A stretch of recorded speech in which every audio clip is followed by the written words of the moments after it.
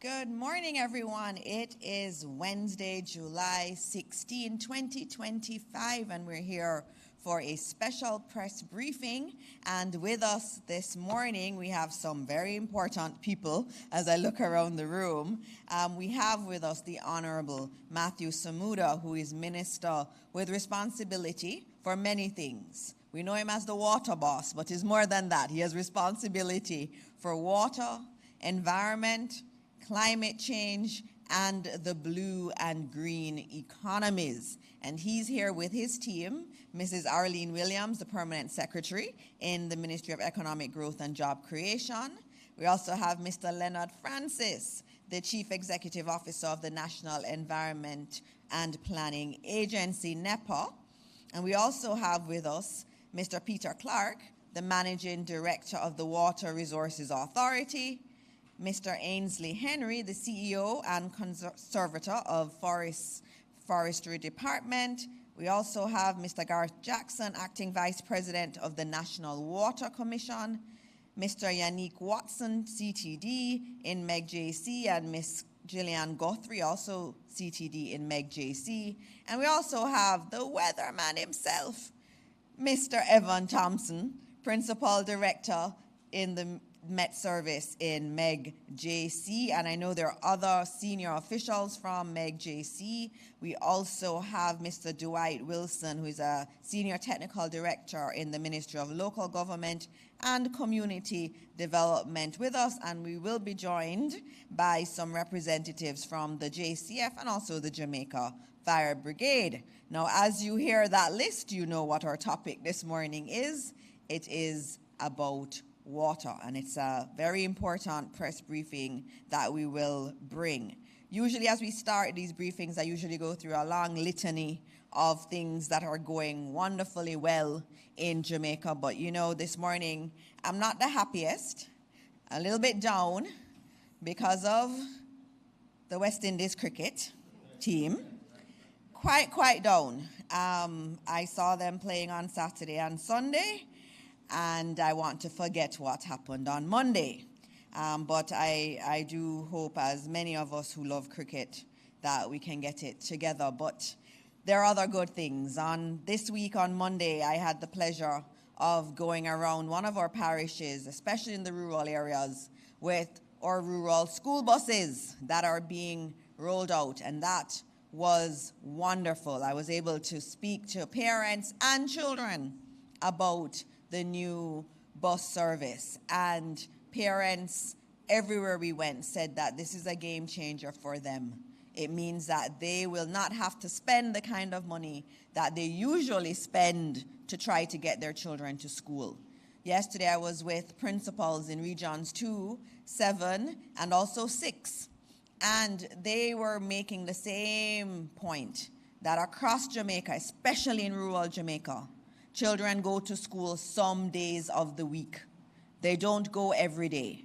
And one of the reasons for that is because of the cost of transportation. And so the school bus system is delivering to our people something that they desperately need. And so I'm all here for it, and I'm all here supporting our rural school bus system because it is something that is transformative and will transform the lives of so many of our children. Our children in rural Jamaica are just as smart as children in urban settings, and we have to give them that chance for them to be successful in life. So I will stop with that one, Minister Samuda. Only one good news story I'm focusing on today because we want to really get into the briefing. And so I ask you to welcome one of our best ministers in this country, someone who works very hard, someone who I admire a lot. He is always on the go. He is absolutely brilliant.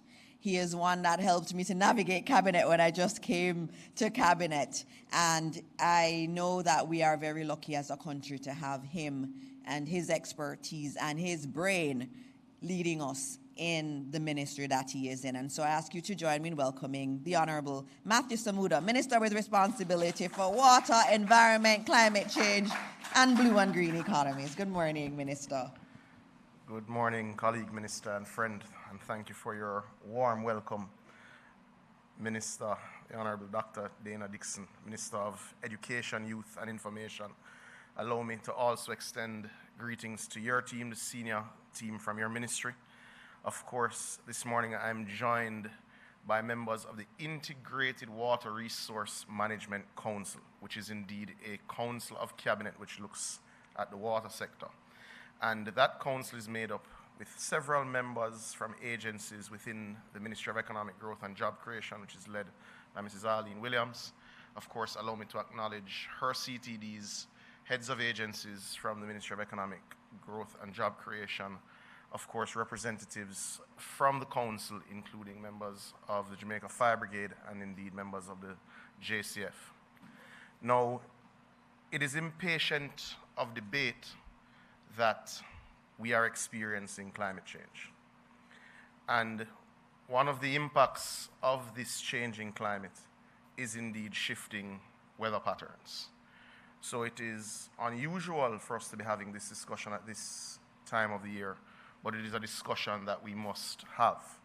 And the discussion specifically that we will have this morning is related to current weather conditions and the impact on water systems and water supply. So how we're going to proceed with the discussion, with your leave, Madam Minister, is I'm going to invite, firstly, Evan Thompson of the Met Service, followed by Peter Clark of the Water Resources Authority, and then Mr. Garth Jackson, Acting President of the National Water Commission, to explain to the country the current situation, and then I will go into the government's response on the back end. So Mr. Thompson, perhaps you could join me and do your presentation.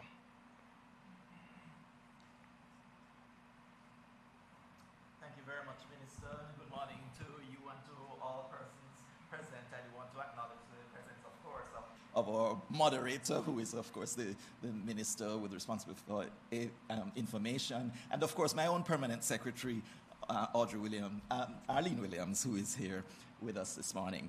All heads of agencies, everyone, good morning. I think the photo that you're seeing on the screen is probably the best way for me to start, because it shows that there's quite a disparity right across the country. In some areas, as you drive around, you'll see a lot of greenery, but in other areas, there's a lot of brown ground.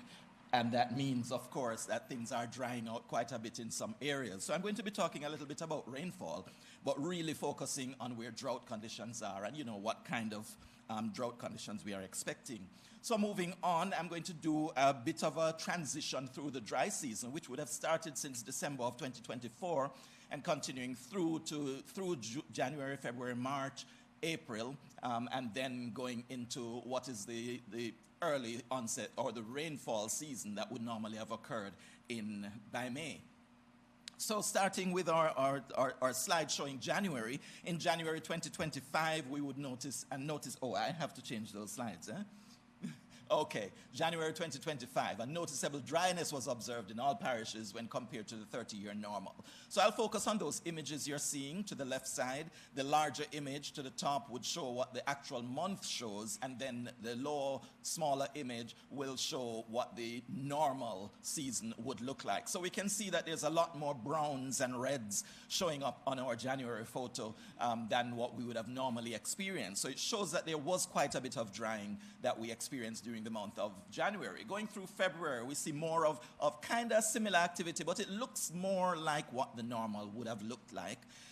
And so there was some amount of dryness, a little bit more drier to the southeast of the island in particular, but here we see what the comparisons are with those two periods. Going through March, we see a little bit more of the greens coming in the western part of the island, but there is still quite a bit of brown areas showing the dry conditions in the east central part of the country and moving toward the south coast.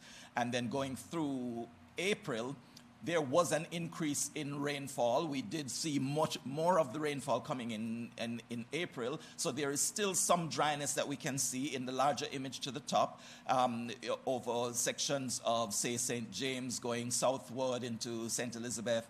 And then in the eastern part of the island, we also saw some dryness mainly toward the south. Going through May, however, we see a total difference here between what we actually experienced in comparison to what is normal. and much more of the reds and browns and are showing up, the oranges showing up, that show that the drought conditions were beginning to be experienced in some parishes.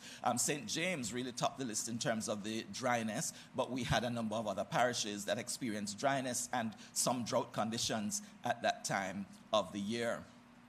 Going into June, here we see what the picture looks like.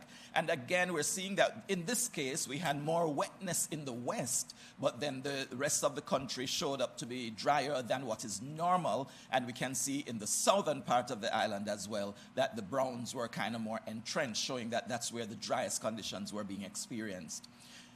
So we move into what we call the transition period, the wet and dry conditions for the early wet season, if you can understand all that jargon. But in the May-June period, significant dryness is noticeable over some of our southern parishes, while the converse is noted in the western end of the island. And drought conditions were determined for one parish, St. James, but significant dryness was also detected in 5 other parishes, and they are listed here. It includes sections of the east, sections of the north, and even south central parts of the country. So here now we look at what we are expecting, because there's an outlook that we continue to monitor. We have now started not only to look at the seasonal outlook, but we're looking sub-seasonally, where we look at smaller periods of time moving forward.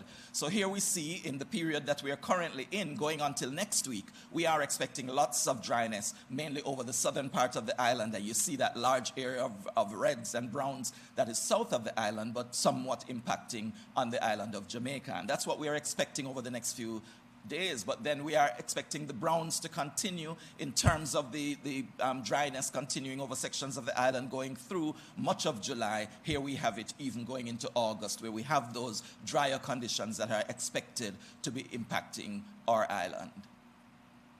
Some of that could change in the longer term, but of course, we're looking at the immediate future, and we're seeing that there's a lot of dryness to be expected over the island.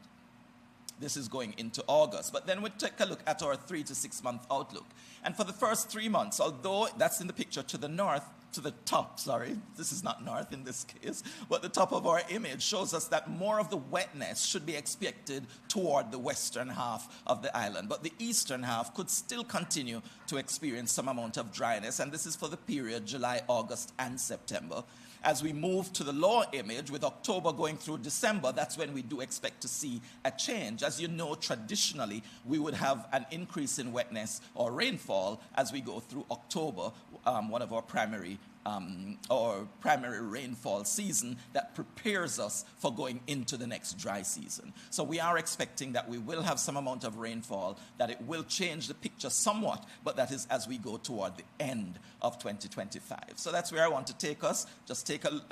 Just for you to expect that the conditions we're experiencing with dryness are expected to continue for a while before the seasons change. Thank you very much for your attention.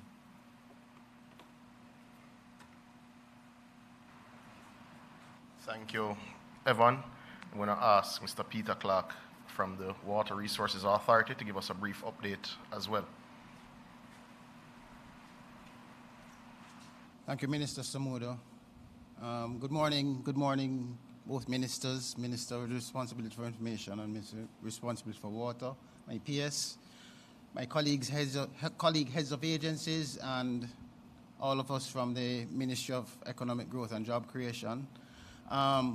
With regard to the water situation and water resources, we have to make it clear that with regards to our groundwater, which is the water in our aquifers, the water that we source from wells, that responds the slowest to lack of rain and dry conditions, because it's a deep-set natural resource. So we can be pretty much assured that our systems that are served by wells will continue to be able to produce the amount of water that is required. However, our rivers and our streams and springs, those are more dependent on rainfall. They are what we call rain-fed. And so what it means is that those will respond a little bit quicker to a dry condition. Now, in our situation, a lot of our main rivers have what we call a base flow. And that base flow is enough to keep the rivers going through all of the through most of our dry periods, and even some of our more intense dry periods, we've had the rivers maintaining their flow. There are very few that really show a significant decrease in base flow. So again, those rivers will be up to par for what we want to remove water, abstract water from. So it means that for a lot of our major towns that are depending on these either wells or these kind of systems, they'll be fine. However, the real problem becomes when you consider what's happening with spring-fed systems and smaller stream, smaller river systems. These respond almost immediately to the lack of rainfall. With the projection that we've just had from Mr. Thompson of the Met Service, what it means is that going forward into June, July, and August, when we shall not be expecting to have as much rain as we would normally have, that impact will be felt just about then almost immediately with those kinds of systems. A lot of these are our minor water supply systems, yes, but even the National Water Commission, they do have systems that are dependent on springs as their source and small rivers as their source. So we have to anticipate that this is happening. We have to accept Evans' forecast as being real, and in accepting that, we now have to anticipate. And it is in that now that we have to continue to make the plan on how we're going to get with that. And of course, our minister is here to assist us with that. The last year, this time, we were here talking about a major problem over in the western part of the island. And you can see, as you said, that, with cliff shifting climates and so on, you can never really make that prediction on where your dry areas are going to be. So now, what we're looking at actually is areas where we'd expect rain to be in the west, that we're seeing that, in the east, we're seeing that is a problem. That problem is exacerbated because in the eastern part of the island, that's our mountainous part of the island, that's where we really have a lot of the geology is a lot of rocks and so on. So water doesn't get a chance to soak into the ground and then gradually seep out as it does in other parts of the country. So especially between the central inlier, where we again have the mountainous rocks and hard rocks and so on, between the central inlier and the west and the eastern part of the island, we can expect significant impact on our streams and springs. And so that is the outlook, and that is what we now have to be arranging and planning for. Thank you, Minister.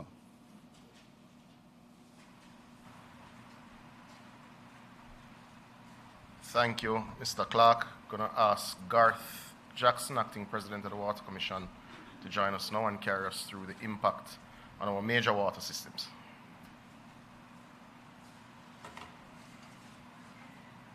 Morning all, ministers, permanent secretaries, colleagues, press. I just want to say a few words this morning about the dry season situation at the NWC. Or with the NWC systems.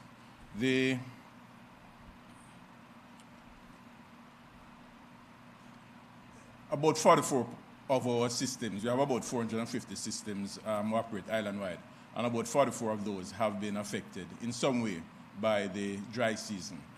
23 of those are operating probably just below 50% capacity, but the rest of them are above that, and all others. Now, you'll see from the slide that the eastern parishes, and this is consistent with what both Evan and Peter pointed out, eastern parishes have about 40 systems which are affected by the dry season, whereas the western parishes have just about 3 which are affected. The rest of the systems, Hanover, Westmoreland, Manchester, all are operating largely at capacity currently. So those are all small streams and springs which have been impacted so far, significantly impacted so far. In terms of the larger impoundment, raw water impoundments, those serving Kingston and St. Andrew. The Hermitage Dam, we are currently, these are actually yesterday's numbers, 246 million gallons of storage. Capacity is actually just under 400 million gallons, and so we're at about 62%. The levels are falling about 1% per day, and so our usual caution level, we start to have to deal with consider restrictions or consider contingency measures. It's about 65%, so we're just about there now, and we're actually in the process of dealing with those. So we're about 63% for Hermitage. With respect to Mona, that's a little bit lower, but the volume of water stored is significantly higher. So we have about 404 million gallons in storage. That's about 50% of the capacity. It also is falling at about 1% per day. Again, I mentioned the caution level. And I'll speak a little bit more to that, what some action we're taking. The short-term actions. So for the urban centers, we're looking at modulating the supplies and actually regulating supplies between discrete supply zones so that we can actually maintain service to all on a daily basis, however, reducing the actual output from the facilities. Today we'll be recommissioning the Beverly Hills well and the Cavaliers wells. Those two are going back in service. We have done some checks on those, make sure they're up on both the electromechanical equipment as well as the boreholes, the wells themselves are up to standard to last through the season. Upper Camp is also being recommissioned, and that will bring about just over 2 million gallons of water additional into service so that we can cut back on the regular abstraction from the raw water impoundments. We have just completed replacing a storage tank, a 1.5 million storage tank on the Hope property, and that will allow us some operational flexibility in how we distribute water to areas served by the Hope system, which is generally Hope Road, sections of Mona, going back into Ellison Flats and Goldsmith Villa, coming down as far as the JCF Commissioner's Office and sections of Wellington Drive, etc. We're also going to be looking at our interbasin transfers. We have water coming in from the Ray Corbett system, which serves the Greater Spanish Town area. It serves southeast St. Catherine, which is Portmore, Greater Portmore, Old Portmore, and Helshaw. And we'll be looking at how we regulate the supplies to those areas. As you're probably aware, we are doing some non-revenue water in the Greater Portmore area, and that will allow us to reduce the amount of input into those areas. The Yalas pipeline also has been perennially plagued by unauthorized connections, so we need to ensure that we double up our efforts to ensure that we don't lose too much water coming into the Mona Dam from that source. In terms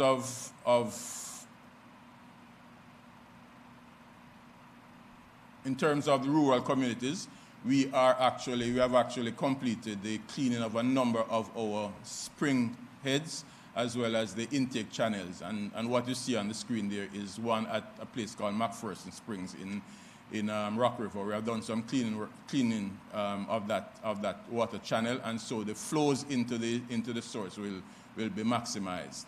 We're also having to consider, although it's very uneconomical, how we treat with trucking, and also the ensuring that the wayside tanks are full. And of course, the important thing is to ensure that we can get the message out to our customers and consumers that they need to conserve, and that we're doing all we can to reduce the wastage of water, the inappropriate use of water.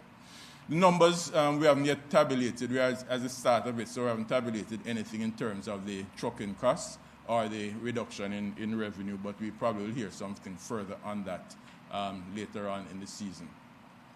The other short-term, and these are now resilience as opposed to response measures. We want to have some short-term measures which we are implementing. So for a number of systems island-wide, we're doing some immediate non-revenue water reduction activities. So we're actually working now in the Palmetto Pen, Palmer's Cross area.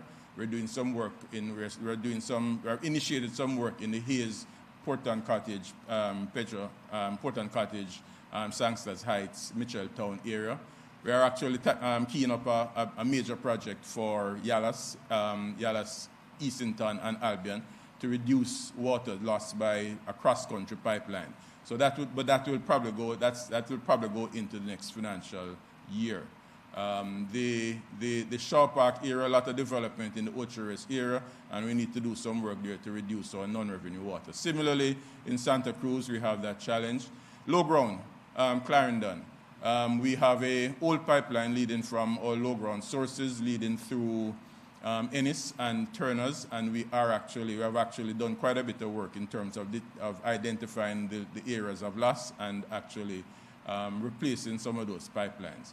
And we're doing something similar in the eastern St. Mary area, from Ita Boreal, which is just east of Anata Bay, going through Agualta Vale and up into Highgate.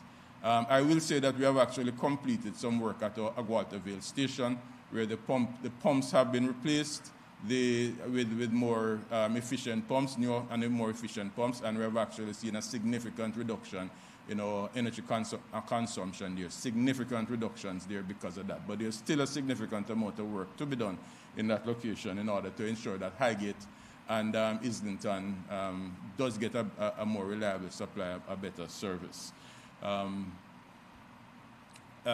In terms of resilience, we do have some bigger projects which we are working on, which are more medium to long-term projects. You'll all be aware that we have actually commenced construction on the 15 million gallon Rio Cobre water treatment plant, driving west along the north-south highway. Just before you get to the Rio Cobre bridge, you'll see on the right-hand side the works already underway. They have started excavation. All the preliminary works are proceeding to pace. The designs for the plant are being finalized, and that's going pretty well. And 2 weeks ago, we actually broke ground for what's called the Western Water Resilience Program. That involves a number of phases. The first phase involves a replacement of 68 kilometers of pipelines, starting from the Martha Bay treatment plant, going through Bounty Hall, back into Ironshore, and through to Montego Bay, Davis Avenue, or terminal storage at Davis Avenue. And a second component of that starts in Lucy and going all the way around to starting west of Lucy and going all the way around to Negril. Significant work has been done in Negril last year, and so the challenges we had there in terms of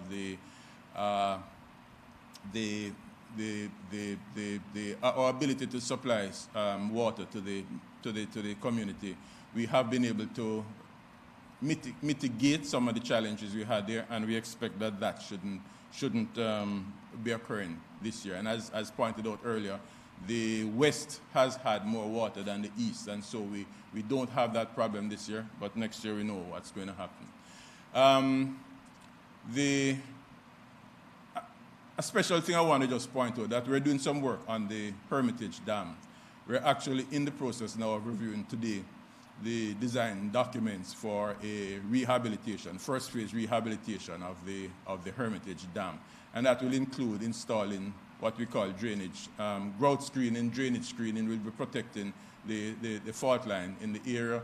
We'll be looking at the intake pipe, the tower which we draw off water from to serve at different levels. There are valves there, there's pipelines. We need to replace all of those pipelines so we can abstract greater quantities of water on a more reliable basis. There's also the walkway bridge going across the top of the spillway that we're going to be doing. And we'll be installing some dam monitoring equipment, instrumentation. So all of this is really about looking at the serviceability and extending the design life of the dam. In addition to that, however, we are actually in the process now of looking at an assessment of options for increasing storage at the Hermitage Dam.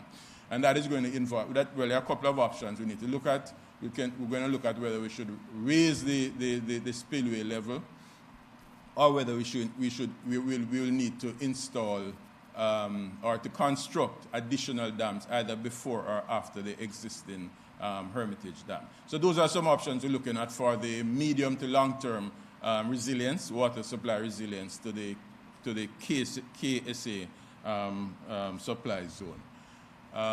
Ladies and gentlemen, those are my brief comments, and I turn it back over to Minister Dixon and Minister Samuda.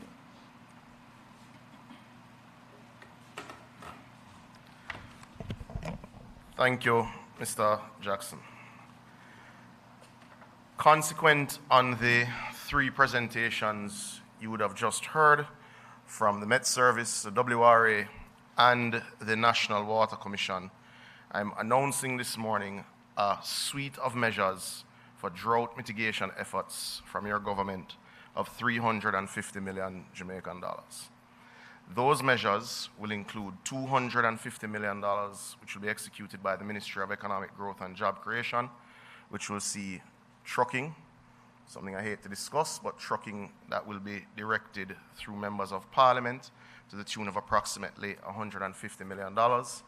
It will see further trucking support to the National Water Commission of approximately $50 million to service critical infrastructure and $50 million towards additional tank purchases.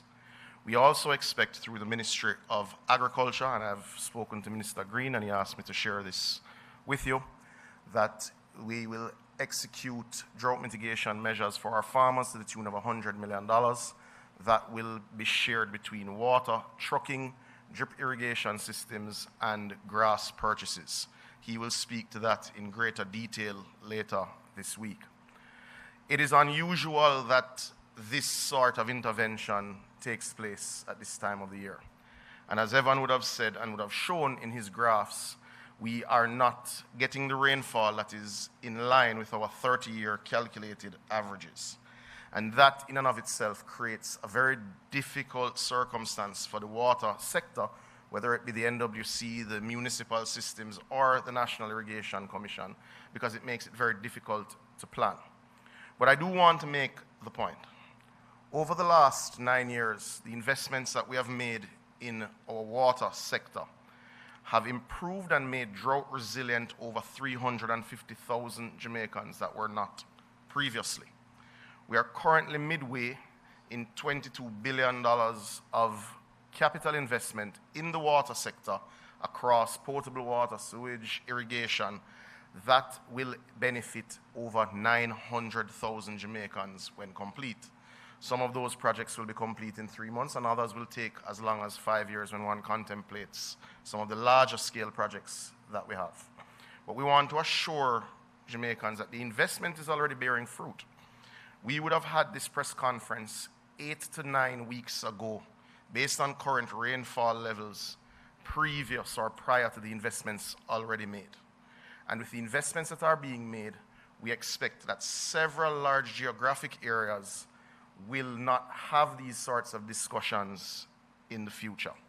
These large investments include the Western Water Resilience Project, which will see significant expansion and improvement in the distribution network, the processing network, and indeed the storage systems in Western Jamaica, spanning from the Martha Brae all the way around to Roaring River in Westmoreland. We also expect to see significant benefit from the continued non-revenue water work, which is taking place sometimes in a fragmented way so persons don't understand exactly what we're doing. But non-revenue water work includes major line replacements that the National Water Commission is doing, which goes up to about $10 billion this year. It also includes the $5 billion being spent through the National Works Agency under the Spark program, which changes old pipes so that when those roads are laid, they don't have to go and repair leaks immediately after. It also includes significant work being done by JSIF and NHT at the community level in that space. To also provide further update, the National Water Commission has completed its pre-qualification stage for the National Non-Revenue Water Partnership that we seek to have in place by next year. Additionally, we are also expanding water production capacity. We are already in construction through a PPP in the Rio Cobre water system that will supply 15 million gallons of water a day, and we expect that to significantly impact Spanish Town, Portmore, and Kingston and St. Andrew. Now, just as when we say the big numbers in terms of money, when you say these big amounts of water, people don't quite understand what that means. Now, what does this particular system mean? In February 2023, or was it 2022, Evan, the worst drought in Kingston and St. Andrew? 2022. In Kingston and St. Andrew, we were short 12 million gallons a day in that drought, in the worst of our droughts. This system will provide 15 million gallons of water a day when complete in less than 2 years based on where we are. So we are making the transformational investments in water distribution, in water processing, and in water storage, as Garth would have highlighted with what is to come with Hermitage and otherwise. But for now, a citizen who is facing the brunt of the drought and suffering from low supply, especially those who are supplied by municipal systems, because those are the systems that primarily pull from groundwater, meaning small streams. So when small streams start to dry up, we have dozens of systems in every parish at the municipal level, which affects approximately 11% of Jamaicans, which are severely impacted. And we have that list, and we'll make that list public, Madam PS, in terms of what is being affected at the municipal level. Those systems are severely impacted, and it requires a significant government intervention to make sure that people have the basic commodity.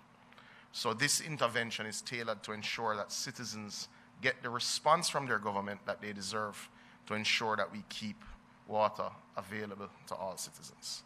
The agriculture side is covered and will be spoken of in detail, but Minister Green did ask me to remind Jamaica that we are also in a better place in agriculture as it relates to water supply, because recently we commissioned and started pumping water in the Parnassus irrigation scheme, significantly impacting southern Clarendon.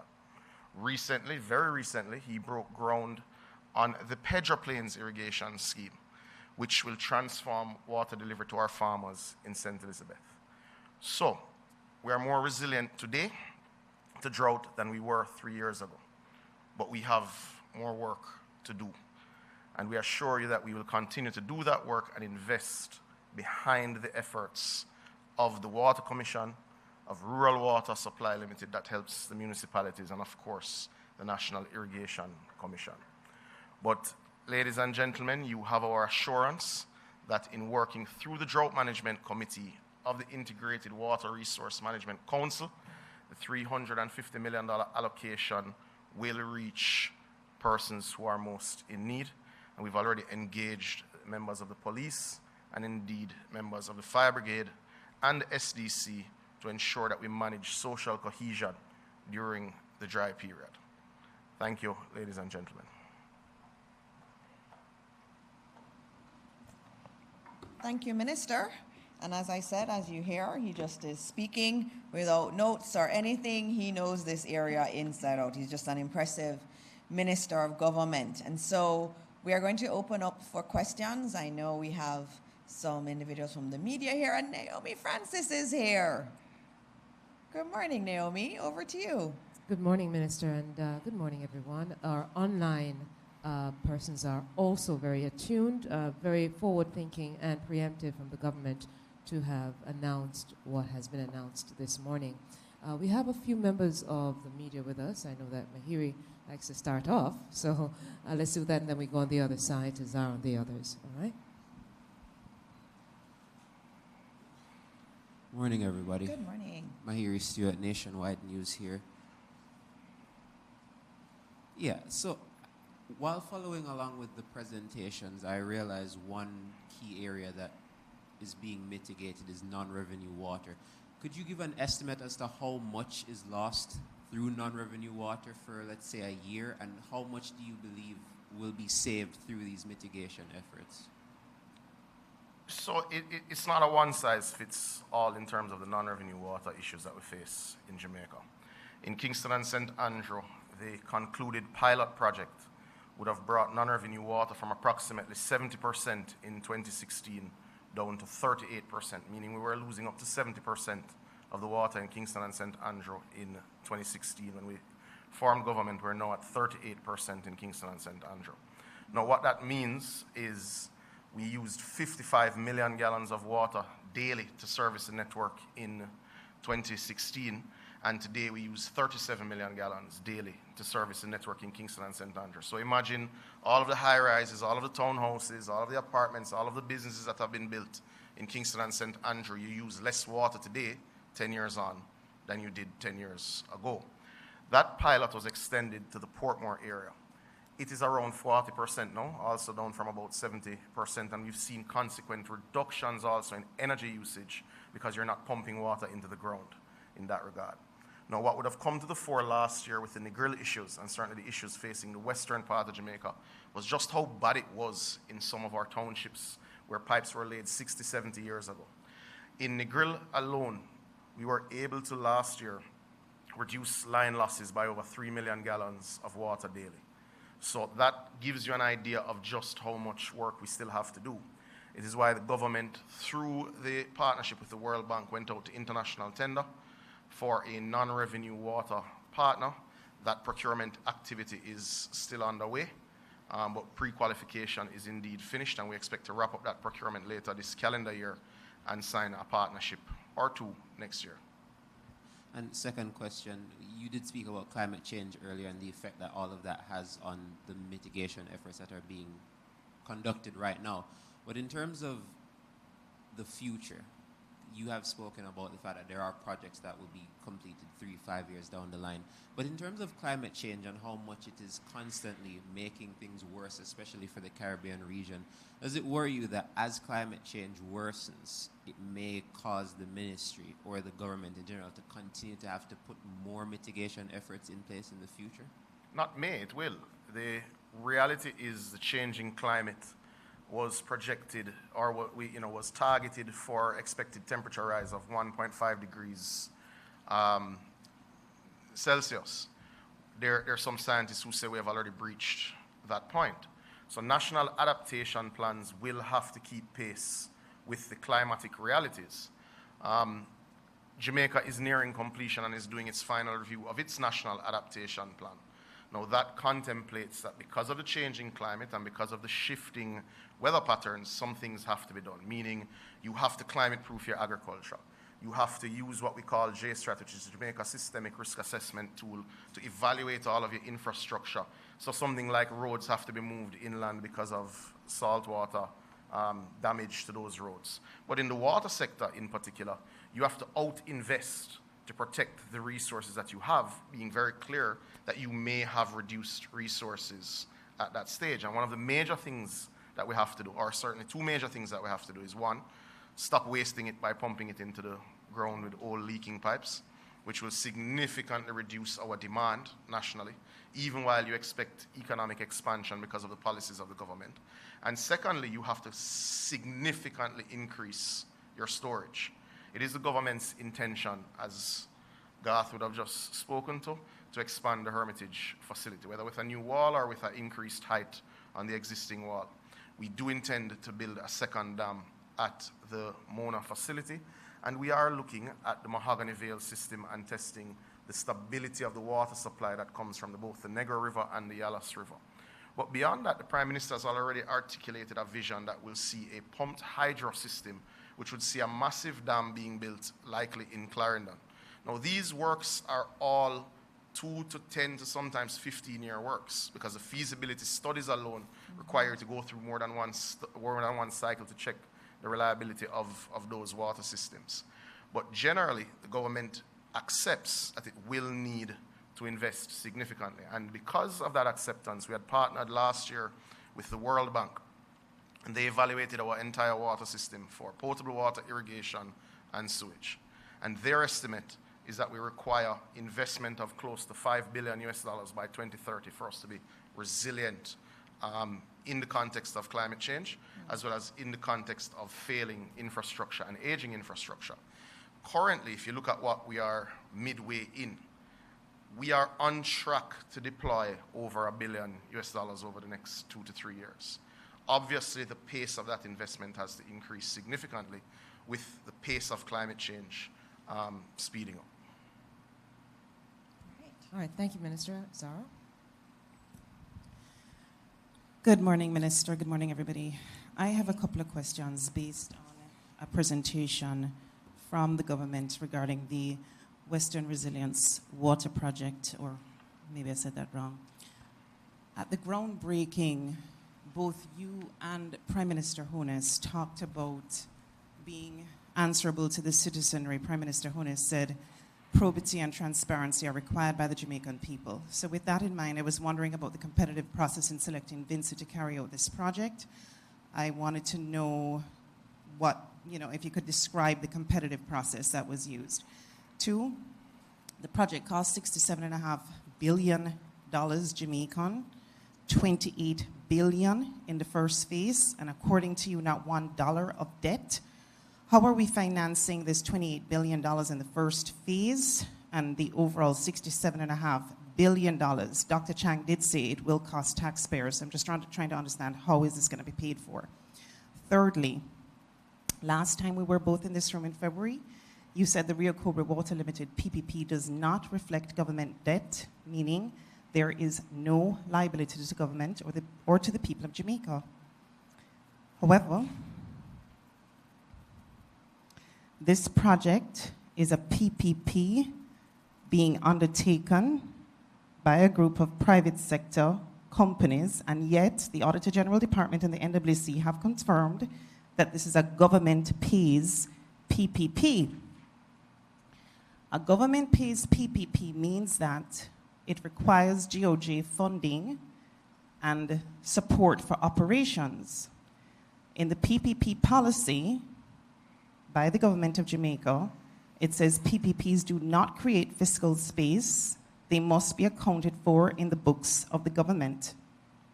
Has the Rio Cobra Water Limited project, PPP, been accounted for in the books of the government? Last question. At the same groundbreaking, you said that 3 years of surpluses at NWC, you talked about that. But I'm seeing in the tables that were submitted as part of the budget for 2023, 2024, to 2025 to 2026, all had net losses before and after taxation. So I'm trying to get clarification around the 3 years of surpluses that you were speaking about in July. Here. So you've requested an essay based on the number of questions. So I'll try and recall each one that was framed. The Western Resilience Water Project is a project that was contemplated and designs for elements of it and varying components of it contemplated from 2002 by the former P.J. Patterson administration. It was around that time they built the Logwood treatment facility in Hanover, which serviced quite a bit of Hanover and indeed Negril. You'll note that the same contractor would have built and designed that system, and that was their entry into the national water sector. During that period, fiscal space has been particularly limited. So varying elements of the water network have been allowed to degrade on the back of 25 years, 30, sometimes 40 of disinvestment in those issues. The lines, for instance, from the Martha Brae into Terminal Reservoir in Montego Bay are severely degraded. The usual standard is if a line like that breaks 4 times a year, you'd replace it. We've had weeks where it's broken 4 times in a week. So that line, which supplies over 250,000 persons, is at the end of its useful life. Now, fast forward to 2024, when the western end of the island experienced its worst drought in history, where Negril saw hotels having to pump water from swimming pools to support urgent needs, where the fire brigade had to jump in and help us to keep schools and health centers open, where we had to coordinate very closely with the security forces to maintain basic social cohesion. You will recall that the project was declared an emergency last year. There was not a competitive process. We used the firm that had worked on the varying nodes of the project for over 20 years to do the engineering and consequently to take on phase 1, which sees 68 kilometers, I believe, of ductile iron pipeline to be laid. Now, what that will do is significantly reduce non-revenue water and leaks for the common person listening, which will by itself increase by several million gallons supply into Montego Bay, into Trelawney, and into Hanover, into Negril. The project is an emergency implementation, and I think every single citizen of Negril, every single citizen of Lucy, of Green Island, of Montego Bay that was out of water for some 7 days last week will agree that the project is an emergency. So no, there wasn't a competitive bid. We use a firm that has been working on the project for over 20 years. Secondly, the project is being... Can you allow me to finish and then I'm sorry, hang on, Zara. Allow, because you had a very long series of questions. So, Minister, if you could, please. I know, but allow... So when was the weather issue, Evan? Was it 24 or 2023 in Negril? The big one. You know, we're tracking over 100 water infrastructure projects. If you want specific dates and specific things, you can submit questions through the ATI Act at any point. If we miss a date by a year or by a month, I'm happy to admit so. However, the project was declared an emergency. We moved immediately into the engineering phase. Once the engineering phase was complete, we went through a shortened PIAB process, which the Ministry of Finance approved. Then we moved straight into direct contracting. We are now in the construction phase of a project that is an emergency.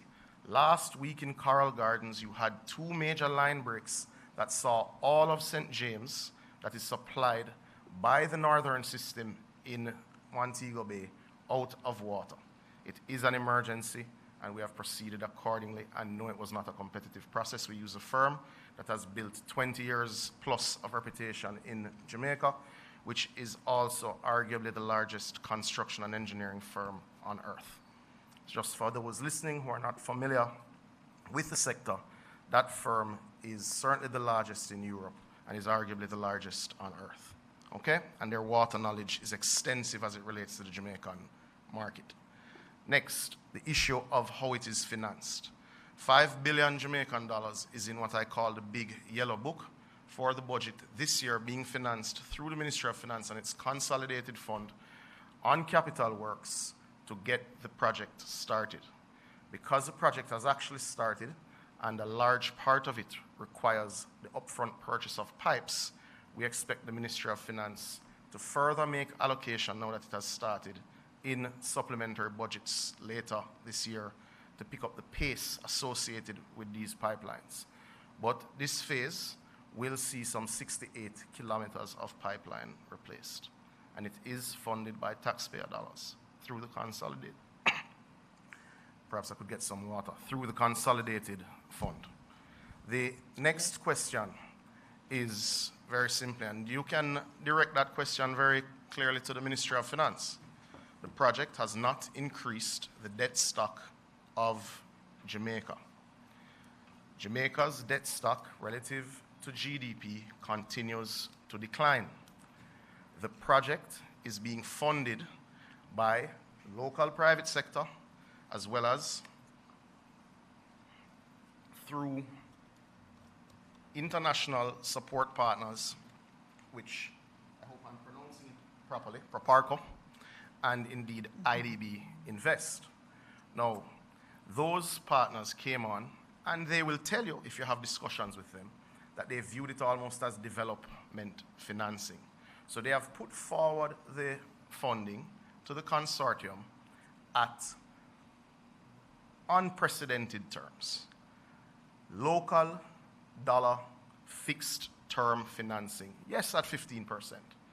That is far cheaper than what was announced by our neighbors who have floated bonds for over 500 million US dollars, in US dollar terms, at 8%. Now, when one calculates the depreciation expected on any developing country's dollar relative to the mighty US dollar over a 20-plus year period, and you contemplate the impact of inflation, it is as close to free as you will get. Now, the NWC pays arrangement, funded by the government, as you have alluded to, is not as you explain. There is a payment reserve account, there is a debt service reserve account, which any loan facility, whether you're buying a car as an individual or as a government, are signing on to any sort of arrangement. It is a PPP. The government is not without involvement in the transaction. It is why at the back end of the transaction, When the terms are complete, a brand new plant, for all intents and purposes, is handed back over to the government. So the government's cost of financing the project is related to its debt service and its payment reserve account. That also is what accounts for the increase in cost, because it was not contemplated when the project was designed that the local market would not have played a far greater role in financing this project. It is to be noted that the consortium went to the local market several times and was unable to secure local financing for the project. It is our international partners who saw the viability of the project, who thought very highly of the project, who have invested in an unprecedented way in local currency at a rate that it will come down. It also, your fascination with the project is noted, but it also does not indicate in any of the stories that you have written that there is a room and incentive for both the government through the Water Commission and indeed the consortium partners to refinance at particular points in the life of the contract. But, ma'am, I didn't interrupt your questions, right? The reality is the project has not increased the debt stock of Jamaica. The project does expect, as any investor would, that if I'm going to produce XYZ, you are going to consume that material and pay for it, which anyone would expect. Thank you, Minister. I have two from online, and bear with me, we're getting back to the presentation. Concerning the $350 million that will be done with drought mitigation, I suppose the person joined a little late, so if you could reiterate the preference to ensure that agricultural areas are fully serviced, and what about the contemplation of water lockoffs should that be, should the dry spell increase to a full-out drought? Thank you, Naomi. So there is real recognition that our farmers are on the front line of any drought. We are in a drought. So I don't know if they're thinking that drought is coming. We are in a full-out drought. So our farmers are on the front lines of any such fight to mitigate. And we have allocated $100 million through the Ministry of Agriculture that will see water deliveries, support for small irrigation, drip irrigation systems, and grass purchases. But I don't have the full details on that. Minister Green will speak on it in much greater detail later this week. The other $250 million allocation will be primarily focused on critical infrastructure and indeed communities which are impacted. Now, many of the communities which are impacted are outside of the National Water Commission utility footprint. These are the small municipal systems which serve about 11% of the population, which are largely fed by streams. So a lot of trucking will go into these areas to ensure that people have access to the commodity. But we also accept that in times of drought, where yes, there will be lockoffs, there is already some regulation based on systems in place. We thought it important to bring the level of the issue and the scale of the issue to the public's attention. The Water Commission will need additional support because ultimately they provide a vital service at a relatively low cost based on the cost of production of water.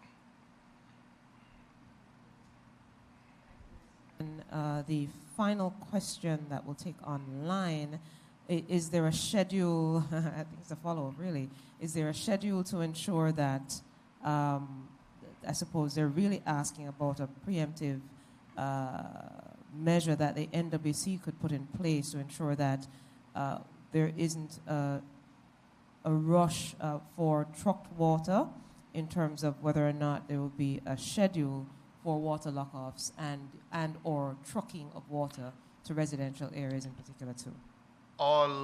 At all times when the Water Commission regulates systems because of either mechanical issues or climatic issues, the information is made public through the JIS, through their normal press releases.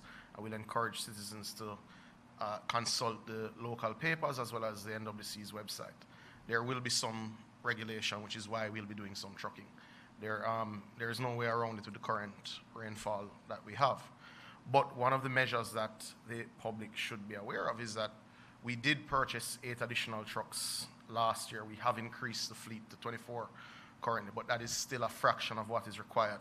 We are already taking steps to increase that fleet to 32 on the Water Commission side, and we are working with our partners in the Ministry of Local Government to engage local suppliers to ensure no community runs dry. All right, thank you, Minister. I think that's it from the online questions. I do know that the Prime Minister has a very packed day, Yeah, we do. including handing over JUTC buses. Minister, back to you. All right. Thank you very much, Naomi, and thank you for all the questions. Thank you, Minister, for answering all of the questions you've had, and thank you for your leadership. I will tell you, from last week, he wanted to do this briefing. He called me every day, and he was arranging for this briefing because he really wanted to be able to explain to Jamaica what's happening and what he is doing. I know he personally was lobbying the Ministry of Finance to release funds to assist us in all of what you've heard, the 350 million allocation that's been done. So I want to thank you, Minister, and I want to congratulate you on all of that hard work. And as we close out this morning, I again want to remind everyone that we're at an exciting time in Jamaica. When I went into St. Thomas with the school bus, a little girl looked at me and said, "This is like in America. We get what they have in America." And she was just so happy. And she said, what's good for them there is good for us here. And in Jamaica, too, through speed, through our efforts to be more efficient, we're making changes, as you all know, to vehicle registration and fitness, making it a lot less onerous on individuals. And starting July 21, which is Monday, we're doing something else that is very progressive in nature. We are no longer going to have those awful decals on our windows. Our motor vehicle registration and fitness certificates will be transitioning to a digital process. What does that mean? It means that you will get an email with those. You'll also not need to print it out. So when you are stopped, the police officer does not need to ask you for it. All that information is already contained in his system. And all you need to do is to just click, download, and save it, and just drive. This is how we're making things very different. We're using innovations that have been seen around the world and bringing them right here to Jamaica to make the lives of our people much better. This is undoubtedly a government that truly cares, and we will continue to make innovations like this happen. And as you heard this morning, we're thinking long term, we're thinking about the future, all the awesome work that our public servants have done, and you heard them this morning. We have some of the best public servants you can find anywhere in the world. You heard them from Water Resources Authority, you heard NWC, you heard Evan, who is just like superb, one of the best in the world. And we have others in the room from NEPA, the PS, who are just excellent. They're excellent people. We have excellent workers in the public service. And that's why, for the last thing I'll say today, if you're looking for scholarships and you're a public sector worker, go on the Ministry of Finance's page. We have lots of scholarships for public sector workers to help them to continue to be as excellent as they are. And also importantly, we have scholarships for the children of public sector workers. So please go on the Ministry of Finance website if you are interested and get more information on these awesome scholarships that have been provided by the government of Jamaica. And so on another Wednesday morning where we took some challenging questions, but nothing is too challenging for us. We answer all the questions that come from the media. We are saying goodbye for now, and we look forward to seeing you at our next press briefing. And God bless all of you who are watching. God bless this wonderful, beautiful country that we have, Jamaica, land we love. Thank you. Amen. Thank you.